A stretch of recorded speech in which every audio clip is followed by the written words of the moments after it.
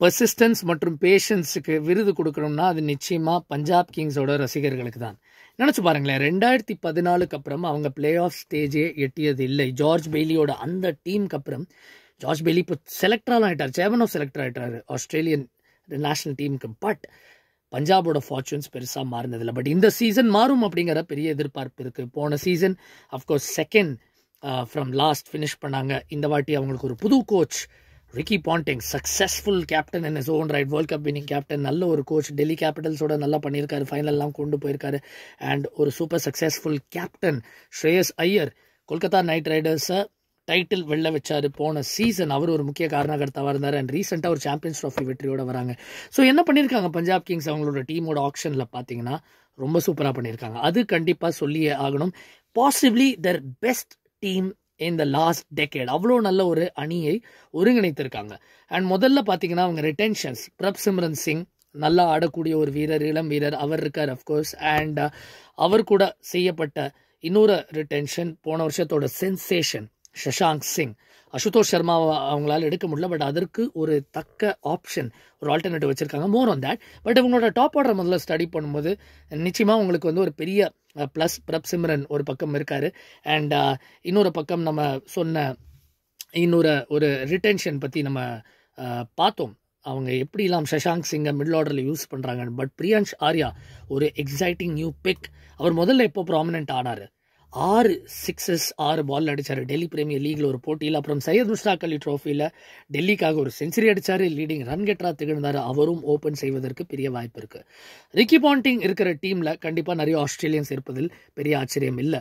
So Marcus Stoinis and ஒரு பக்கம் Josh Inglis, Xavier Bartlett, Aaron Hardy.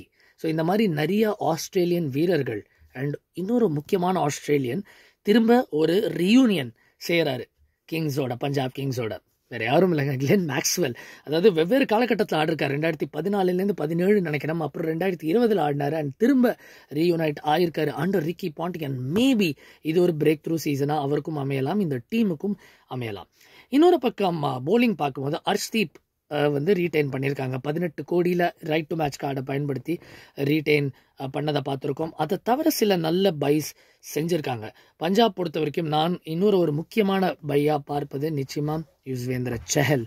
And அவரோட குணாதிசயங்கள், அவரோட எபிலிட்டியை வந்து நம்ம ஓவர் ஸ்டேட்டே பண்ண முடியாது. அண்ட் ஓவரால் ஒரு சாலிட் யூனிட்டாக தான் தெரியுறாங்க பஞ்சாப் பார்க்கும்போது. பெரிய கேப்ஸ் எதுவுமே இல்லை. அண்ட் அவங்க சொன்னது போல் கிட்டத்தட்ட எல்லா ஃப்ளாங்ஸுக்கும் ரீப்ளேஸ்மெண்ட் ஆப்ஷன்ஸ் வைத்திருக்கிற ஒரு டீம். அண்ட் அப்படிப்பட்ட ஒரு டீம் கண்டிப்பாக சேலஞ்ச் பண்ண முடியும் டைட்டிலுக்கு. அண்ட் ரிக்கி பாண்டிங் வந்து சொல்லியிருக்காரு, இந்த டோர்னமெண்ட்டுக்கு முன்னாடி நாங்கள் மெடியாக்ரிட்டி அக்செப்ட் பண்ண மாட்டோம். அண்ட் ஸ்ரேயஸ் ஐயரும் சொல்லியிருக்காரு, இந்த மாதிரி நாங்கள் என்றைக்குமே வெற்றி அப்படிங்கிற ஒரு விஷயந்தான் என்னோடய மைண்டில் வந்து பிரதானமாக இருக்குது. அதை தாண்டி நான் எதுவும் யோசிச்சதில்லை. And maybe that is why நான் ஒரு successful captain, I hate losing அப்படிங்கிறத ஸ்ரேயஸ் ஐயரும் சொல்லியிருக்காரு. பஞ்சாபுக்கு ஒரே ப்ராப்ளம் என்னென்னா, எல்லாருக்கும் ஹோம் அட்வான்டேஜ், பஞ்சாபுக்கு ஹோம் டிஸ்அட்வான்டேஜ். கடந்த 2 சீசனில் பார்த்தீங்கன்னா 14 ஹோம் மேட்சஸ் அக்ராஸ் மொஹாலி, இந்த பழைய பிசிஏ ஸ்டேடியம், அதுக்கப்புறம் முல்லாப்பூர் புது ஸ்டேடியம் அண்ட் தரம்சாலா. அக்ராஸ் 3 ஸ்டேடியம்ஸில் 14 போட்டிகளில் இவங்க 2 வெற்றிகள் தான் அச்சீவ் பண்ணிருக்காங்க. இந்த சீசன் முல்லாப்பூர் மற்றும் தரம்சாலாவில் அவங்க ஆட இருக்காங்க ஹோம் கேம்ஸ். அண்ட் இது பெட்டராக இருக்கணும் அப்படின்னு பார்ப்பாங்க. அண்ட் அது ரொம்ப முக்கியத்துவம் வாய்ந்த ஒரு விஷயம். ஹோம் கண்டிஷன்ஸை மேக்ஸிமைஸ் பண்ண முடிஞ்சதுன்னா இந்த பஞ்சாப் அணி good well and truly be unstoppable. அண்ட் போலிங்லேயும் சரி, உங்களுக்கு வந்து கிளென் மேக்ஸ்வெல் மாதிரி ஸ்பின்னர்ஸ் கண்டிப்பாக பிரயோகப்படுவாங்க. அண்ட் பஞ்சாப் எப்படி அத்தனை ரிசோர்ஸஸையும் கையாளுறாங்க, ஏன்னா அவங்களுக்கு நிறையா பேக்கப் ஆப்ஷன்ஸ்லாம் இருக்காங்க. லாக்கி ஃபர்கூசன் அஃப்கோர்ஸ் இன்ஜுரியிலேருந்து வராரு, முஷீர் கான் ஒரு ப்ராமிசிங் வீரர், அவர் இன்ஜுரியிலேருந்து வராங்க.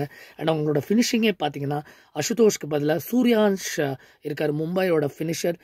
சையத் முஷ்டாக் அலி ட்ராஃபி ஃபைனலில் அவ்வளோ அற்புதமாக ஆடி முடிச்சு கொடுத்தாரு. ஒரு குவிக் ஃபயர் 30+, 15 பாலில் ஏகப்பட்ட சிக்ஸஸோட முடிச்சு கொடுத்தாரு. அவர் இருக்கார், Priyansh Arya at the top. So overall ஒரு பேலன்ஸ்ட் அவுட்ஃபிட்.